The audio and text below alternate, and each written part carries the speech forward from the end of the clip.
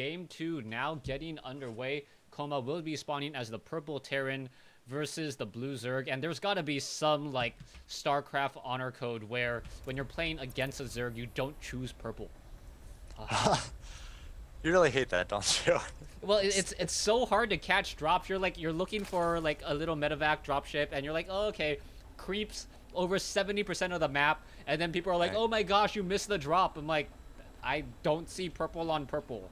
That's what we have cameramen for, Greta. All right, all right. We'll ping some a little bit. It's dark purple versus sort of dark purple. Not exactly light purple. All right, so yeah, Koma spawning at the 10 or 11 o'clock position as the purple Terran. Dasuki spawning as the blue Zerg. An interesting scouting choice by Dasuki. Scouting out, and he's going to be scouting out in a rather odd location. Not quite sure why he wants to put his Overlord off over there. Perhaps he just wants to be able to get it into a location where a Marine can't shoot it down early on in the game. And I expect to see a pretty similar build, at least for the first 4 minutes between both of these players. An economic game really taking prevalence, and Antigua Shipyard also a map where you can set up your natural expansion without overexposing yourself.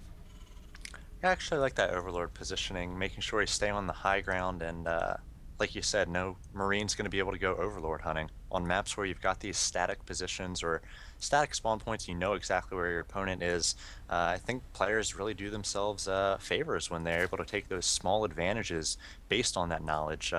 Either sending a later scout, knowing that your opponent is in a certain area, or getting an early Overlord. I see, GSL really high level play. Hunting those early Overlords can put your opponent behind a little bit. They have to use a larva or two on Overlords, and it costs them, those early drones, which are so important to the early game of Zerg. Yeah, definitely. We'll see an early SCV now coming in from Coma. I don't quite agree with how early the timing is on this particular SCV, since you know it is forced cross spawns. But then Right? again, you want to make sure that your opponent is going for a fast expansion, and I guess this is more of a I'm keeping you honest type of build, making sure that there's not going to be like 7 Zerglings or 6 Zerglings running across the field with that scouting SCV. You can see the SCV just patrolling inside the spawning pool.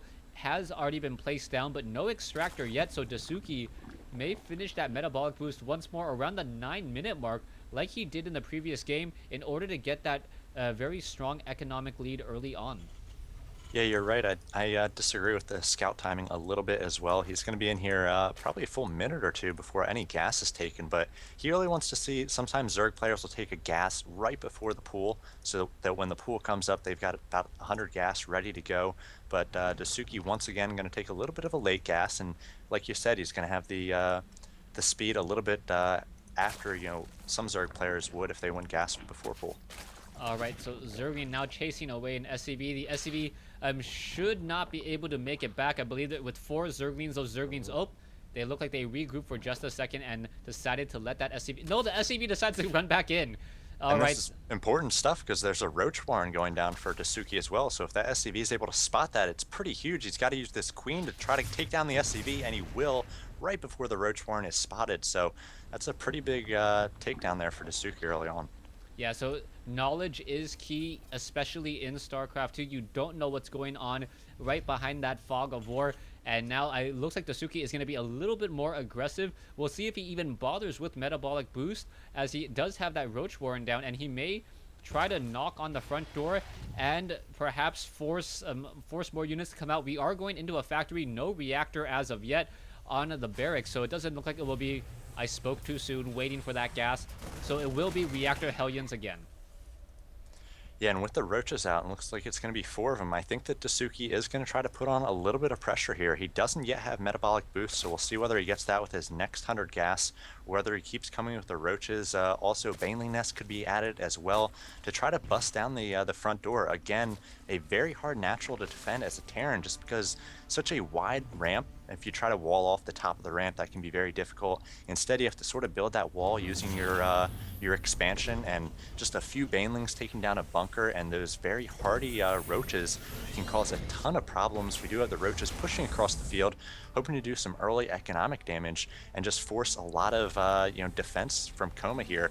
Obviously, he's not really going to he's not like a Zerg player, so he's not going to come out with more defensive units than SCVs. But just this pressure can sort of set a Terran player back on his heels a little bit, force him to defend. As we see, an early Marine goes down, and others are forced into that bunker, while Koma has to pull off SCVs to repair. All right, so what's going to be interesting is whether or not Dasuki is just going to be able to dance with these roaches. He did pull off some SCVs, so there was some economic loss there. The roach is now sneaking behind the mineral line, almost took down. Yes, is going to be able to take down some of those SCVs, and I don't know if I agree with Koma. Koma coming over, those roaches can focus fire and single shot an SCV in a group of 3, so yes, they are just going to continue to do exactly that, and we do have 7 workers killed. A very nice trade for Dasuki. Yeah, 7 workers killed for 4 roaches, not too bad. Obviously, a little bit of gas spent by the Zerg player, so that puts him at a maybe more even than a bit of an advantage there. We do have Dasuki working on that lair a little bit early than, or a little bit early like he did in the last game, and Zergling speed coming out as well. He might have difficulty actually defending against these Hellions, as it's Koma's turn to put on a little bit of aggression. Dasuki just has a few roaches here, so he will be able to defend the top of that ramp, but again, just 2 queens, not really spreading creep, and we'll see what his choice is in terms of lair tech as his lair just now comes up. All right, it is going to be a Spire once again, but this time around, Dasuki doesn't have nearly as much gas saved up in the bank, so he's not going to come out with 12 Mutalisks almost instantaneously like he did in the previous matchup. We also see an interesting tech choice coming in from Koma, opting to go for Cloaked Banshees. So Cloaked Banshee is going to come in, and it's really going to come down to when the cloaking field is up, how much energy is on those Banshees. 1 Banshee already out, but surprisingly, it's not flying across the map. But then again, you also see that Dasuki has a number of Zerglings in an odd locations that could perhaps catch that unit in transit. Yeah, Cloak Banshees, obviously, if you rush them at the start of the game, can be a pretty decent strategy if your opponent does not expect them. But mid-game Cloak Banshees, I think, a little bit underused. You get that cloak, it's tough to predict, tough to deal with if the Zerg player doesn't have spores or doesn't have those overseers out already. And we do see a Zergling is going to spot those Banshees as they make their way overhead. We'll see whether Dasuki is going to respond here. And yes, a Spore Crawler goes down in the main. Looks like one in the natural as well. But again, we were talking, he just has the 2 queens. So as long as those Banshees dance around a little bit, they might be able to do some damage around the spores and the 2 queens. All right, here we go. The Banshees are now going after some drones. They are not going after the Spore Crawler. I think there was actually enough time to take down the Spore Crawler before it was completed, and that may have been a mistake there. The Banshees are decloaked. Now perhaps just going to dance around on the far side, dealing some damage there, but now Mutalisks come into play, and the Mutalisks can just watch the flicker, and this is a problem. Cloaking and decloaking does cost 25 energy. The Mutalisks hunting for the Banshee. It looks like the Banshees will be able to escape ever so barely. Yeah, the Mutas hard countering the Banshees and the Hellions at this point as well, so there's not a ton of bio back at home for Koma, just 8 Marines. So he spent a lot on those Banshees to get out Cloak as well. He does have a 3rd command center, and it looks like he's just going to be using missile turrets to try to defend against these early Mutas. All right, that 3rd command center still has a lot of energy. It has not lifted up and is not in no sign of trying to move out yet. Koma currently down by about 12 supply, 63 drones versus 56. And Dasuki is on 3 bases with only 63 drones, and I think he may stop his drone production now like he did in the last game, and then just try to get up to 200 supply, and once again barrel down on an unsuspecting Terran army. Yeah, he's got upgrades, level 1 attacks for both air and melee at this point, so maybe he tries to choose another timing here to take advantage of the 3rd coming out for Koma. Koma's going to be a little bit earlier than Mihai was on his 3rd, and he's in a little bit better position to try to defend as well. He's going to be able to get up some infrastructure in terms of missile turrets and bunkers to defend that choke point between all 3 bases. Dasuki hasn't taken down the destructible rocks by the 3rd, so Koma going to be pretty safe here on 3 bases, and it's going to be interesting to see how Dasuki reacts. Is he going to go for a 4th base? Is he going to pump a ton of units and try to crash into the Terran forces like he did in the first game? All right, I suspect that Dasuki should take down these destructible rocks at the 6 o'clock location just so he can establish up his 4th base. It looks like he's going to be doing that now. He wants a follow-up plan just in case the crash on the front door doesn't work. Mutalisks are now up to 16 in number. There is 1 or 2 missile turrets, but those missile turrets can fall rather quickly as the Mutalisks, because of how they're stacked, really hiding their number even against the scanners, or that the scanner over there. You can see now the Banshees are now backing away. That sensor tower couldn't really tell how many Mutalisks are in that group, and now here we go, gonna try to engage and take down. Nope, it looks like they're just backing off once more in a little bit of a dance. And still not a ton of Marines for Koma. He's getting there, as about 6 are coming out at a time. He's got 40 at the moment. Stim is about to finish, so interesting 14 minutes in the game, just seeing Stim finish for the Terran, but he's got 2-2 on the way for those Marines. Already 1-1 is finished, so he's going to have the upgrade advantage over Dasuki, who's just now working on 1 armor. It looks like he's working off of 1 evolution chamber instead of 2 like the last game, so his upgrades will be behind. Koma's going to have a pretty nice timing here once he finishes 2-2. He's slowly evening up the supply a little bit.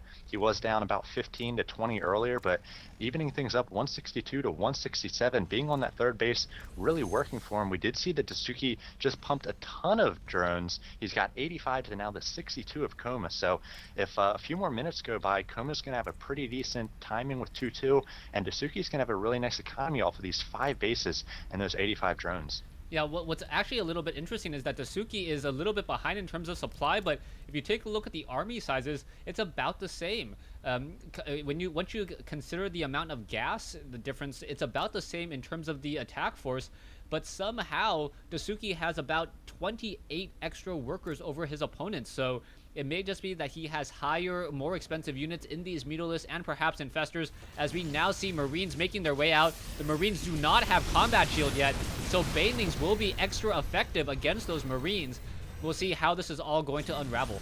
This is so dangerous for Dasuki. He just pumped 17 more drones. He's up to 95, so he's got an insane economy running at this point, but Koma's 200-200, 1-1 finishes now. He's actually delayed combat shield quite a bit, and Dasuki doing a really smart thing, countering here, using these Banelings, Lings, and Mutas to buy himself time. The tank's just getting set up, trying to get a few shots on those Banelings, but Koma taking a lot of economic damages here.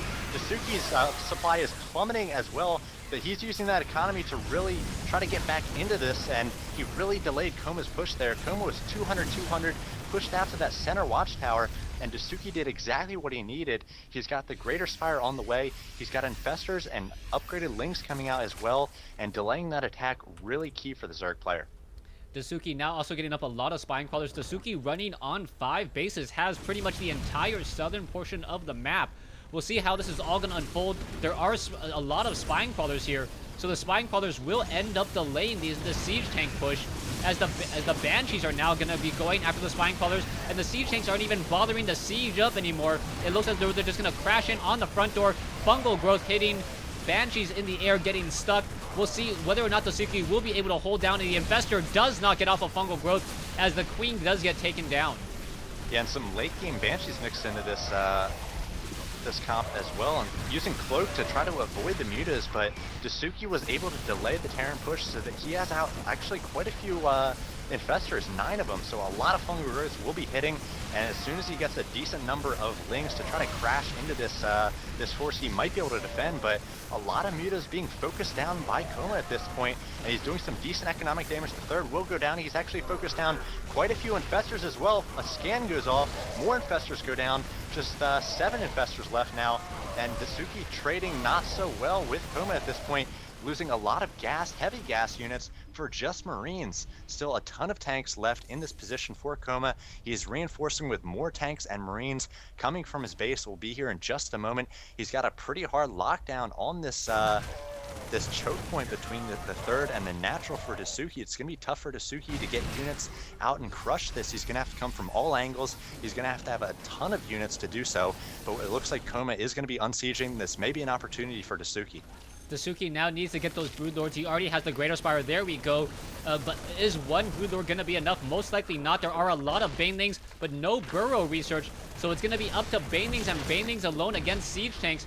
And I think those Banelings have just got to hide. Infestors need to be able to burrow and get away as well. There is no detection, as Koma may be actually overextending a little bit, may end up losing a couple siege tanks here. Marines are now trying to clean up all the Mutalisks along the north side of the base. All those Mutalisks are gone, but the fungal growths are doing their job. There are some Vikings in play as well, as the Broodlords now making their way in. And are we going to perhaps see a couple of fungal growths and be able to deal enough damage? Banelings crashing in, taking down multiple units. The Infestors need to get off another fungal growth. There are too many Vikings. 153 versus 123. A beautiful fungal growth coming in there. And if another one can come in, all of those units will probably pretty much be in the red, as we now have 3 more Broodlords. They should just be canceled in order to go up against those Vikings. Not quite sure what to make of this. The Infestors get off another fungal growth. And what is happening here as the Zerglings now attempt to take down the rest of those units? It looks like a hot pickup there from Koma. Is going to be able to save 3 tanks that are very low, and he's got a lot of low Vikings as well. He was able to do a lot of economic damage. Only 71 Harvesters left for Dasuki, and Dasuki throws away so many Lings there to that force in the center of the map. Koma looking very strong. He's actually added a Thor to the mix, so he's basically going to be Muta-proof in small numbers of Mutas with these Marines and the Thor, and Dasuki does a nice job picking off a low tank there, and now he's going to try to defend this the fourth base. He's got a lot of spine crawlers here. Will they be able to focus down all the siege tanks? A nice fungal or two go off on those Marines. We see drones doing their best to burrow and actually be safe, but Koma, a nice timely scan there, and Koma just doing so much damage to the economy of Dasuki. Dasuki gonna bust out here, trying to get these Banelings in on those Marines. Not a lot of great hits by those Banelings. Still a ton of Marines, still a Thor, and a few tanks left here, and this might be all she wrote for Dasuki. There's the GG. Koma takes game 2.